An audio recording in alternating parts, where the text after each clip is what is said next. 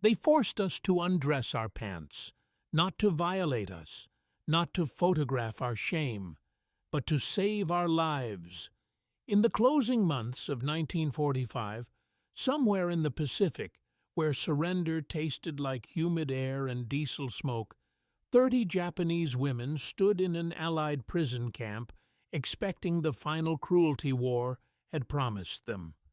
They were nurses, clerks, survivors of jungle marches that had already killed stronger soldiers.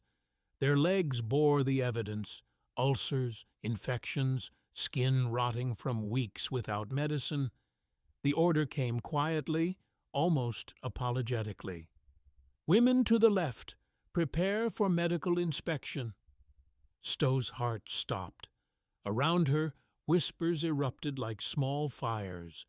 They want to humiliate us. One woman pressed her palms together, praying.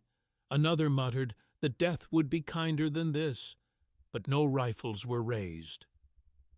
No jeering followed, only a clipboard, and an American nurse stepping forward, her name tag reading CPL. Miller. She didn't smile. She didn't apologize for the order.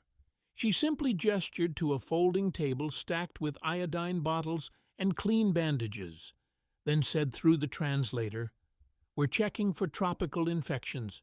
Jungle rot spreads fast." Trembling, the women obeyed, lifting fabric, exposing thighs, bracing for laughter that never came. Instead, Corporal Miller knelt in the mud. Her eyes moved clinically across each leg, noting wounds, measuring severity, writing notes. When she stood, her voice was firm, but not unkind. "We'll treat these. Tomorrow. Same time." Stowe stared at her own boots, trying to understand what kind of war punished you with care. That night, beneath tar-paper roofs and the hum of distant generators, the women whispered the truth they couldn't yet accept. They made us undress, but not for shame, and tomorrow the inspections would continue. That was when the real shock began. The transport trucks had stopped 3 hours before sunset.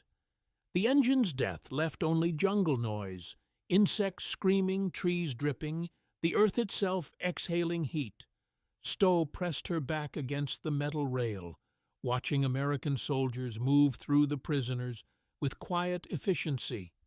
No violence, no celebration, just clipboards and gestures. "Women separate," the translator announced. The words landed like a fist.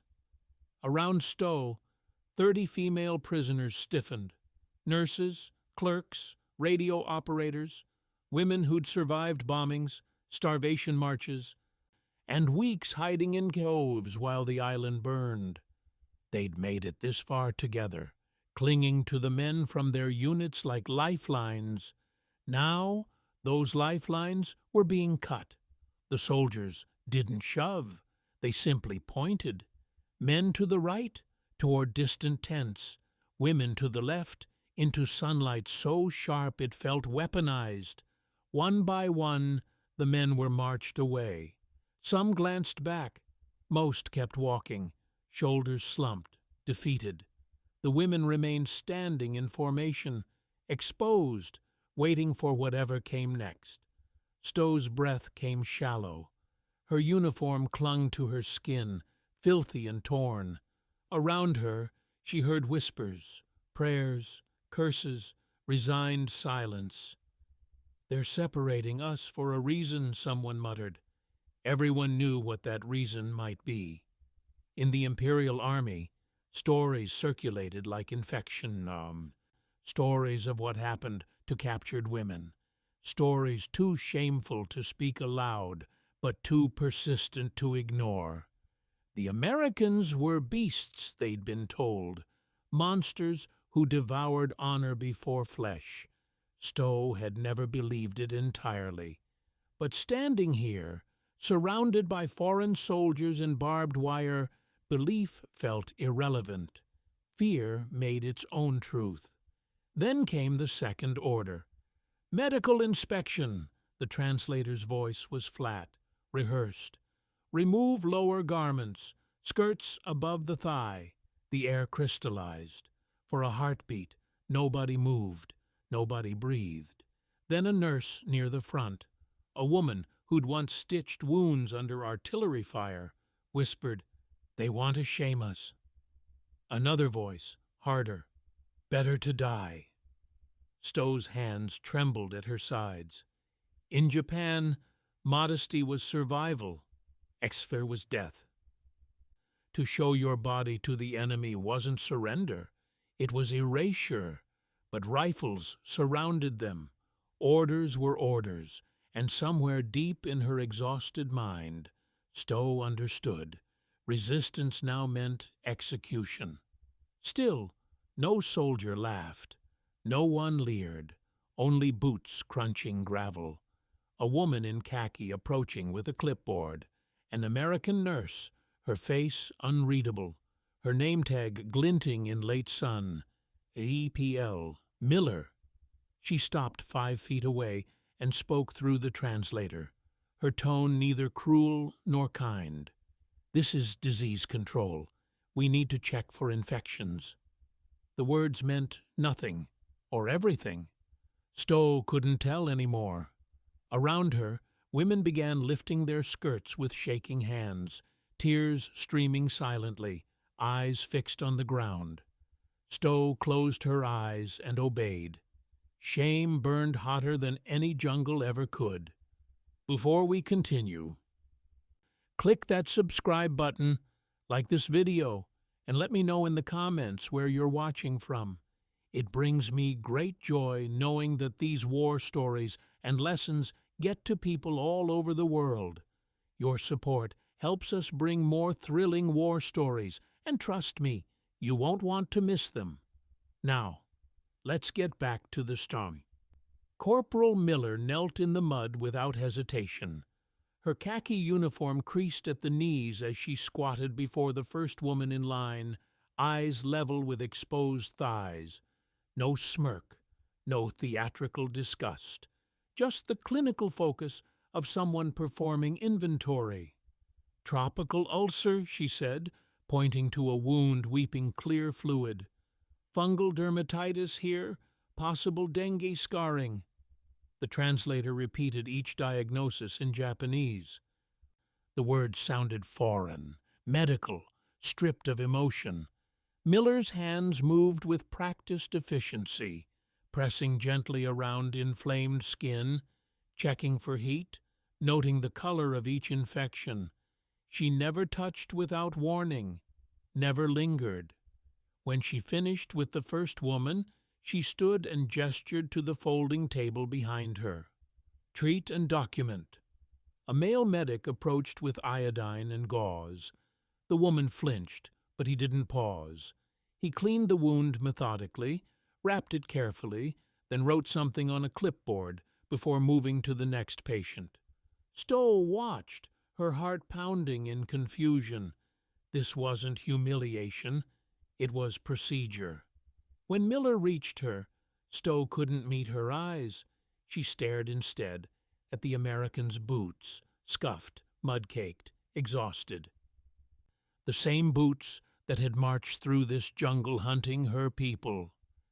"Lift higher," Miller said softly. Stowe obeyed, pulling the fabric to mid-thigh. Her skin was mottled with rashes, cuts that had festered for weeks, bruises layered like sediment. Miller's expression didn't change. She simply traced the air above each wound, never quite touching, cataloging damage the way one might inventory supplies. Jungle rot, stage 2, malnutrition evident, no signs of gangrene. Relief and shame tangled in Stowe's throat. She wanted to hate this woman, needed to. But Miller's hands were gentle when they finally made contact, applying ointment that stung and cooled simultaneously. "This will heal," Miller said through the translator. "It's not deep." The words landed with strange weight. "It's not deep," as if wounds were just facts, not failures. By afternoon, all 30 women had been processed. They sat in rows inside a medical tent that smelled of antiseptic and canvas, watching American nurses move between cots with military precision. Stowe's leg had been cleaned, bandaged, documented. Her name, written in careful English, appeared on a chart hanging from her cot. Temperature, 99.2 degrees. Weight, 98 lbs. Condition, stable. She stared at that word, stable. In the Imperial Army, she'd been expendable. Here, she was a patient. When evening rations arrived, Stowe couldn't process what she saw. Rice, beans, a spoonful of canned meat. More food than she'd seen in months. The American beside her ate an identical portion. No hierarchy, no punishment. Just metal trays scraping, spoons clinking, the unbearable routine of being kept alive. That night, Miller walked through the tent one final time, checking charts, adjusting blankets, her exhaustion visible in the slope of her shoulders. She paused at Stowe's cot. "Tomorrow, same inspection," she said quietly. "Every day until you're clear." Stowe nodded, unable to speak. As Miller's footsteps faded, Stowe whispered to the darkness, "Why?" No one answered, but outside the generator hummed its steady rhythm, powering lights that refused to let anyone disappear into shadow. The days began to blur into ritual.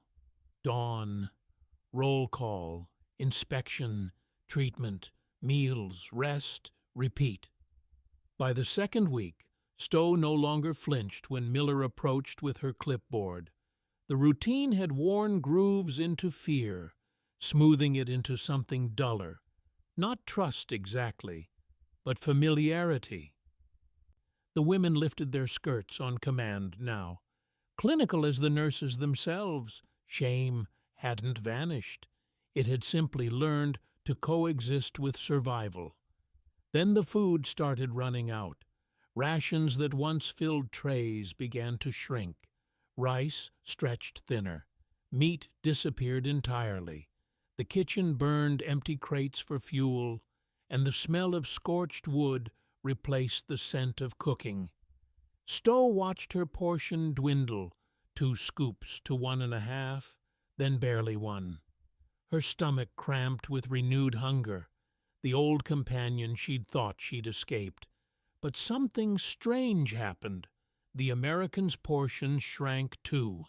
She watched a sergeant split his rice ball in half and hand it to a Japanese woman too weak to stand. Watched Miller eat from the same dented pot as her patients. Scraping the bottom with the same tired efficiency she applied to everything. "Supply lines delayed," the translator explained one evening. "Everyone shares what's left." Stowe sat beside an American medic that night, both holding nearly empty bowls. Neither spoke. The generator hummed between them like a mutual language. Exhaustion, hunger, the strange democracy of deprivation. "We starve together," she thought, and the realization felt heavier than shame ever had. The letters came next. 1 sheet of paper per prisoner. Thin, blue-lined, stamped censored in red ink. "You may write home," the translator announced. "Personal matters only." Stowe gripped the pencil, her fingers trembling. She began, "Mother, I am alive," then stopped. How could she explain this? The enemy who inspected her body to heal it. The nurse who treated her wounds more gently than her own commanders. The strange mercy that felt more disorienting than cruelty. She wrote anyway. "They made us expose ourselves. It was for medicine, not dishonor." Around her, others wrote in silence. Some drew tiny symbols in the margins, cherry blossoms, futile dignity. The guards collected every sheet without mockery, just quiet efficiency. Stowe folded her letter, pressing her thumb against the crease. Most of these letters would never arrive until years after the war, but writing them mattered. It was proof she still existed beyond these fences. A week later, the camera came. Red Cross documentation, Miller explained. Proof of life. The women lined up outside the infirmary, barefoot in sunlight. The flashbulb cracked like distant thunder. Stowe flinched but didn't look away. Later, she saw the photograph pinned to the tent wall.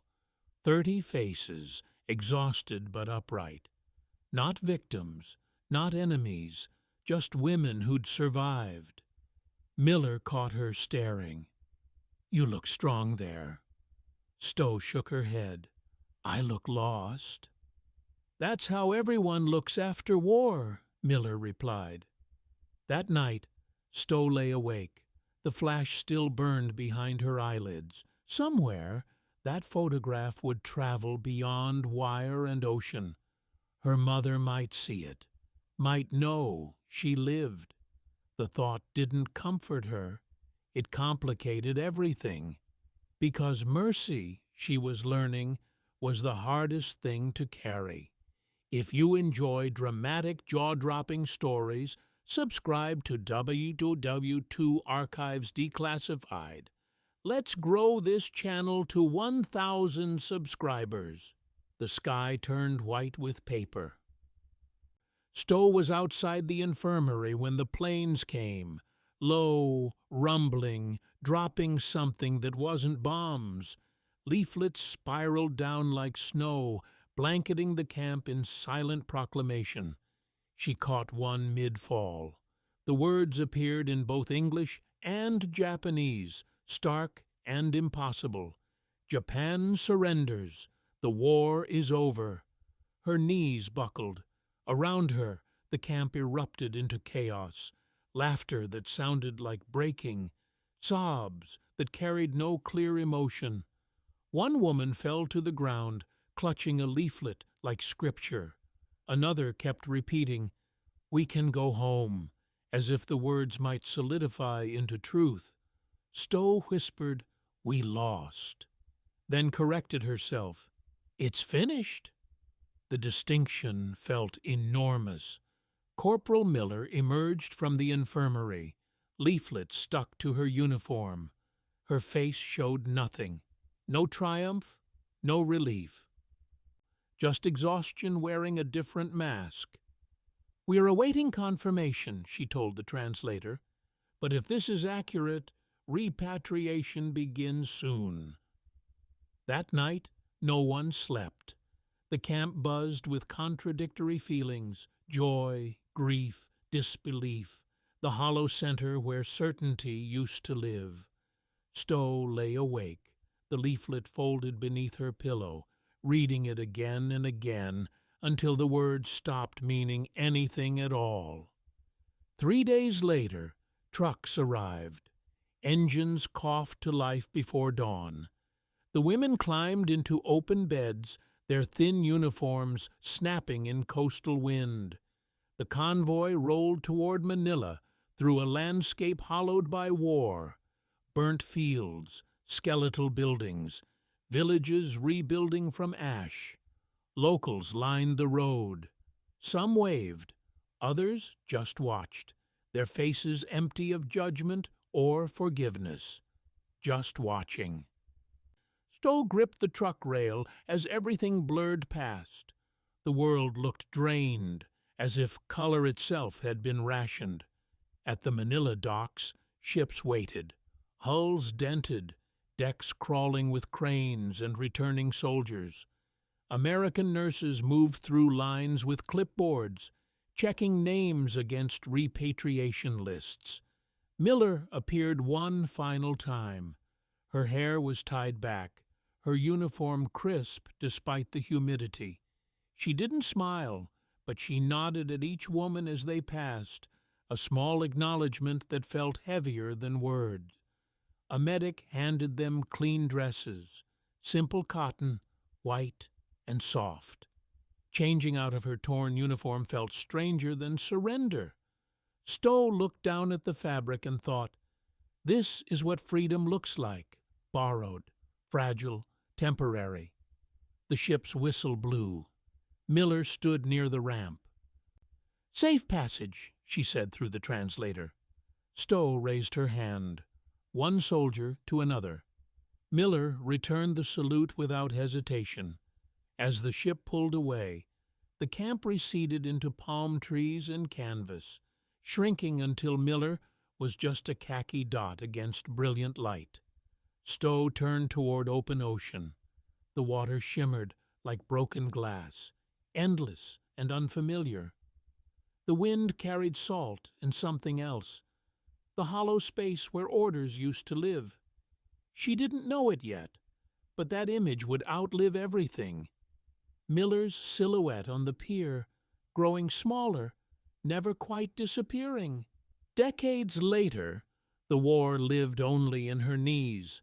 Stowe, gray-haired now, gentle, moving slowly, sat by a window in Tokyo. Her granddaughter's textbooks spread across the table, pages filled with dates and treaties and sanitized versions of surrender. The girl looked up from her assignment. "Grandma, what was it like, being captured?" Stowe smiled faintly. The question wasn't new, but the world that asked it always was. She reached for a faded envelope, paper thin as onion skin. Inside lay the photograph. 30 women standing barefoot in sunlight, faces caught between fear and defiance. "They forced us to undress our pants," she said quietly. The girl's eyes widened. "That sounds terrible." "It was," Stowe replied, "but not how you think." She told her about the inspections, about Miller, the American nurse whose clipboard had felt more invasive than any weapon, about iodine and gauze, and the unbearable confusion of being treated like a patient instead of an enemy. "It wasn't kindness at first," Stowe continued. "It was protocol, but sometimes protocol saves more than medicine ever could." The granddaughter scribbled notes, listening as if the world depended on it. Stowe's finger traced the photograph's edge. "I used to hate this image. It reminded me of defeat, of everything we'd been taught to fear about surrender. And now? Now I see it as proof." Her voice dropped to something reverent, "Proof we survived something worse than death." "What's worse than death?" Stowe looked at her granddaughter, this child born into peace, who'd never known hunger or shame or the particular violence of unexpected mercy. "Carrying gratitude for your enemy," she said. "That's worse, because hatred is simple. Hatred lets you stay whole." Outside, Tokyo hummed with evening traffic. Neon signs flickered to life, the city rebuilt on bones of surrender, thriving in ways the Empire never could have imagined. The girl studied the photograph. "Do you forgive them?" Stowe folded the paper carefully, her hands trembling slightly. "They never asked for forgiveness. They gave us something harder to carry instead." "What?" "Mercy." She slipped the photograph back into its envelope. The paper sighed like a door closing after 80 years. "I don't remember the fences," Stowe said. "I don't remember the rifles, or the wire, or even the fear. What I remember is the order that began it all. How exposing our bodies exposed something deeper, our shared humanity, our stubborn insistence on surviving." She paused, looking out at the glowing city. "Miller taught me that enemies are just people who haven't starved together yet. Once you share hunger, once someone kneels in mud to heal your wounds, you can never see them the same way again." The granddaughter closed her notebook. "Is that a good thing?" Stowe smiled, a small, tired smile carrying decades of weight. "I don't know," she whispered, "but it's true." And truth, she'd learned, mattered more than comfort ever could. Don't just watch. Subscribe. Help! W2 Archives. Declassified hit 1,000 subscribers.